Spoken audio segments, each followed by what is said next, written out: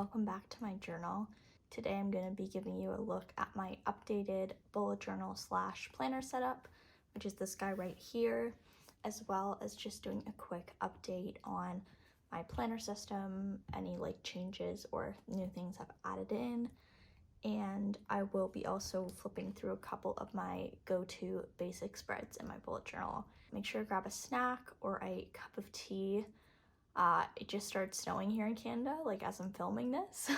There's this flurry happening outside, so make sure to stay cozy and let's just get going. Okay, so I think I'll just start quickly with my planner setup. I do have a separate video going into these in full detail, but I did want to do a brief just overview of all the notebooks I'm using and one new addition to my system. Just like before, I have this A5 Stalogy in a Stride Ridge leather cover. This is my finance notebook, and it still is my finance notebook. I only use this once a month to write down financial information so I can track my finances. So this has stayed pretty similar. This is my book journal where I record all my book notes. I have a full flip through of this journal in case you're curious to see literally every page. This journal is actually patinaed really slowly, which is really interesting, but this has also stayed the same. I generally pick up my book journal only when I'm writing notes on nonfiction books, but as someone said in that past video on my book journal flip through, you could definitely use the same system for a fiction book. So if you want to see a tour of this as well as how I take notes on books, I'd recommend checking that out. This is my long form journal. It's just a little pocket traveler's notebook. This has stayed the same. This is just a spot for me to long form journal if I so want to. And this kind of comes out whenever I feel like writing down a more in-depth journal entry, or I want to spill my thoughts out into something. I use this. In addition to having this journal, I have also started to implement my 5-minute journal again. I bought this a couple of years ago. I actually started this journal in 2018, and when I started it, I used it for quite a long time, and then I kind of stopped using it, and then I picked it up again a year later, and then I stopped using it, and now I picked it up again. I am almost finished, actually. I only have a couple more pages left, but I do really like doing this every single day because I just find it's a fast way to do a little bit of journaling, and then if I want to do a really long journal sesh, I will do something like this. So I've kind of stopped with the morning pages, and instead I'm doing more of a gratitude journal situation. So that is something new. But now I'm going to quickly go into my actual planner setup. In case you were here last time, you will be able to tell that this is not the same planner that I had before. However, it is actually the same notebook. So my notebook is a B6 Stalogy. I'll just pull it out for you. This is what it looks like. This is my notebook of choice. It's soft cover, so a great perk that I think applies to that is I get to put it in all these beautiful leather covers, and this leather cover is probably the most beautiful leather cover I've ever owned. It is a gorgeous Giglio Appunto in the B6 size, and this is in the undyed leather. So what that means is that as you touch the leather and as you expose the leather to the sun, it will patina and darken. So this is what the notebook looks like. It is very squishy, it smells very nice, and it's actually pretty roomy. I could fit another notebook in here if I wanted to, but I do like to keep my setup very simple, so I only have my one notebook. I have my pen, and then I only have one little thing going on here on the card slots. So I will take you guys through kind of what I keep in here, obviously in addition to my actual notebook, which I will flip through maybe at the end. Quickly going through the front, when I initially got this cover, at first I kind of wasn't sure what to put in it, and then I just decided, you know what, let's just put the essentials in there, and if I want to add more stuff later, so be it. So in the front section right here, the only thing I keep in the front is this if found card. I literally just took a piece of printer paper, cut it to size, and ripped the top so it looked a little more I don't know, aesthetically pleasing. And if I pull it out, it just has my contact information, which I will just keep concealed. And although I have my contact information in the actual first page of my bullet journal, I wanted to add a second one here so that if I did lose it, someone opened it, they'd immediately see this, because this like cover is so precious to me and this notebook is so precious to me. I just want something that was a bit more easily discovered versus someone like having to flip through my notebook, because not everyone will do that. So yeah, I have my if found little piece of paper there. I currently don't have anything in this back pocket. I was thinking about adding maybe like a letter board with a pen holder so I could add another pen in here, but I just haven't really gotten around to it, to be honest. And on the, I have my notebook cover slipped into this pocket right here. And then on the back side, I have the other notebook back cover slipped into the pocket. And I currently don't have anything in these pockets either. I find with pockets where I like to be cautious about what I put in my pockets, because it tends to create lumps in your like agenda, and that will affect like your writing, because then you don't write on a flat surface anymore. And then in this pen holder over here, this pen holder is elasticized, but I cannot fit a like Coeco Sport like gel pen. That would not fit. But I can fit my favorite fine liner, which is the Staedtler Pigmentliner in the 0.3 tip. This is what I write with every day. I will draw with, all of that good stuff. So I do really like having that in there. And, oh, this is getting all, there we go. And then I do have a couple things in the back pocket. So this planner has a back pocket, which at first I thought was kind of unnecessary. I wasn't really sure what to fit in there, but then once I started putting stuff in there, I just couldn't stop. So yeah, I have two things that I like to keep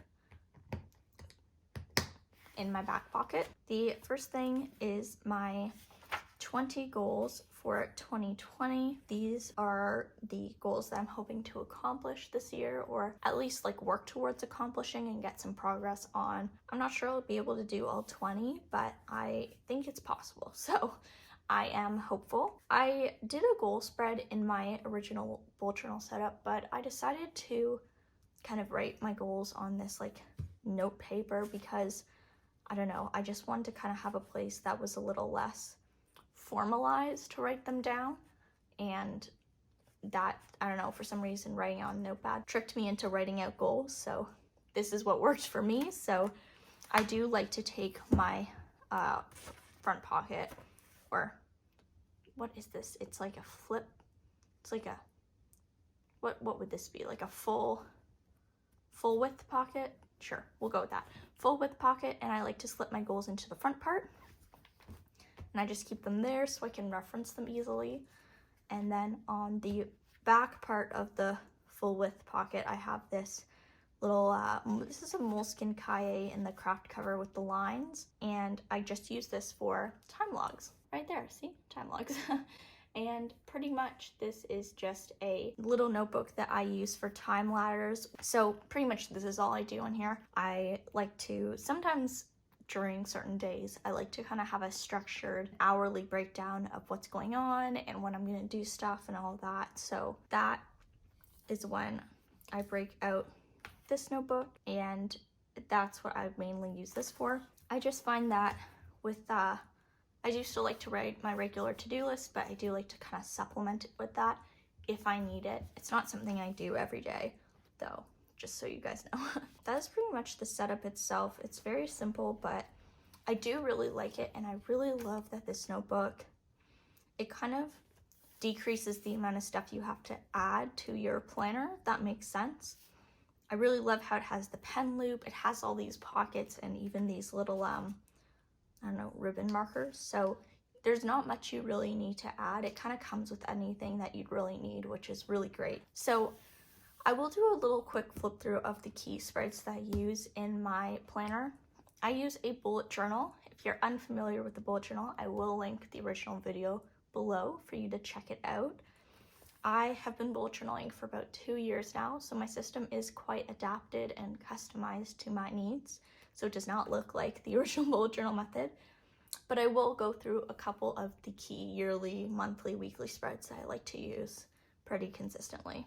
So when you open up my notebook, the first thing you see is my key. This is a list of signifiers that I use daily, and I like to keep it on a sticky note so that when I am transferring to a new notebook, I don't have to rewrite my key.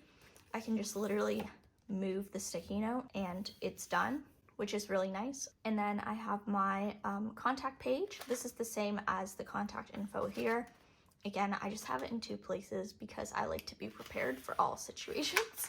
This is my index. Essentially, this is where I include all of the pages that I need to reference. So any of my monthly pages, any important notes, all of that good stuff goes here. I also have a separate index for any university notes. This just makes it a little easier for me to reference that stuff. I like to include a yearly calendar in my notebook. Although it takes a long time, I will say it is incredibly helpful, and I am so glad that I did end up including it. Now, my first ribbon bookmark, there are two. The first one is in my future log. Your future log is essentially a place where you can record any dates that are gonna be occurring across the year. A big part of the bullet journal is kind of setting up your month as the month comes. So I actually don't have any months set up except for January through March. So if I have, for example, a date in June, this is where I would put it. If I have a date in December, this is where I would put it.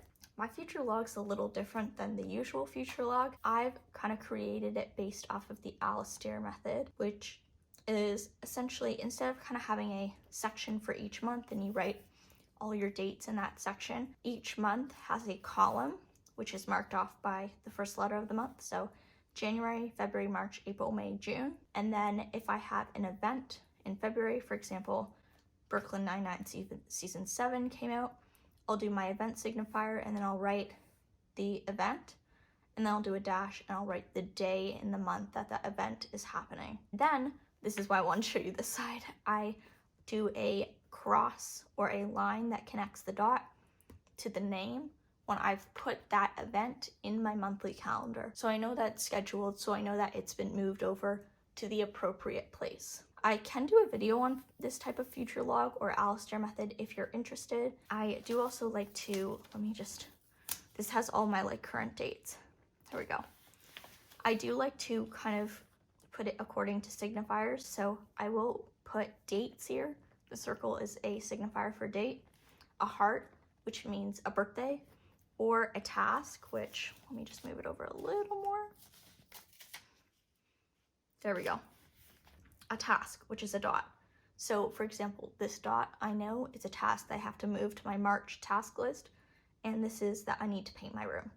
So that's something that I knew way back in December. I wanted to paint my room in March because that's just when it made most sense because there was not as many people in my house. So I put that in here so I knew once March came I could log that in and I wouldn't forget to do that. And then I do have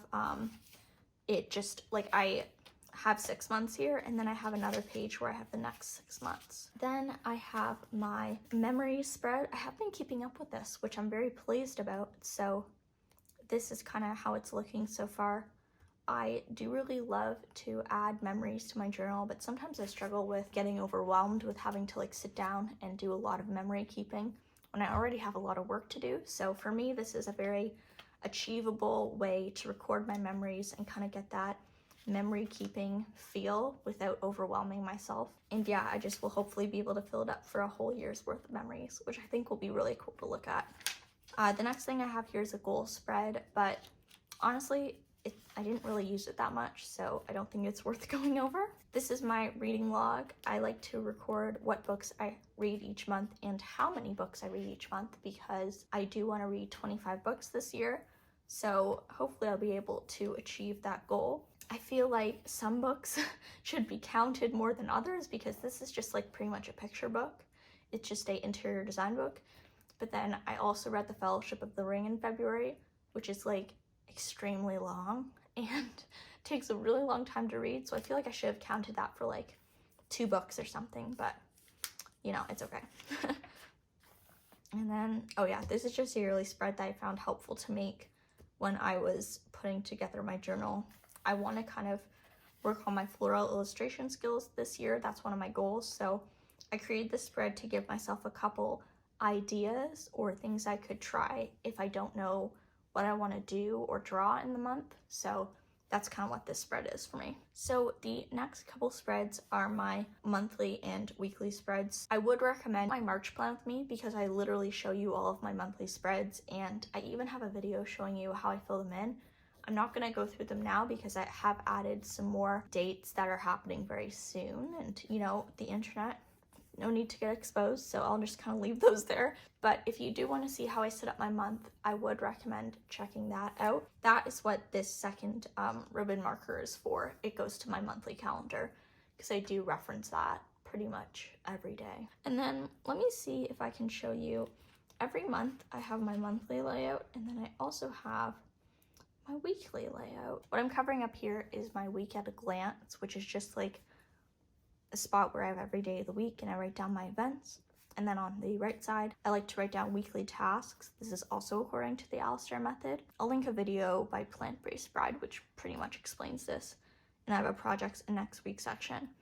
I'd like to do a weekly spread every week, and sometimes I'll add a daily spread in addition to that. I just find that works for me. I'm in grad school right now, so I have a lot of stuff going on. So having a lot of spreads helps me stay organized. Beauty. All right, so this is an example of what one of my daily logs look like. I just make these as the day progresses. So as you can see, I literally have like nothing here. And I do actually mark these daily logs off with this book dart. This is like the best thing ever. I got it for free at my local stationery store. And it's so nice with these like really thin Staedtler pages because it doesn't like rip the page because it's not super heavy. So that is what I use to mark off my daily pages. So that is pretty much the gist of my planner setup, and I hope that showing you a couple of my pages gave you guys a good idea of the actual system and how I've customized the bullet journal system for me. I hope this is relatively short for you all and you found it helpful. And yeah, if you have any questions, I'd be happy to answer them. Just let me know down below and we can definitely chat. And until next time, I hope you guys have an amazing week.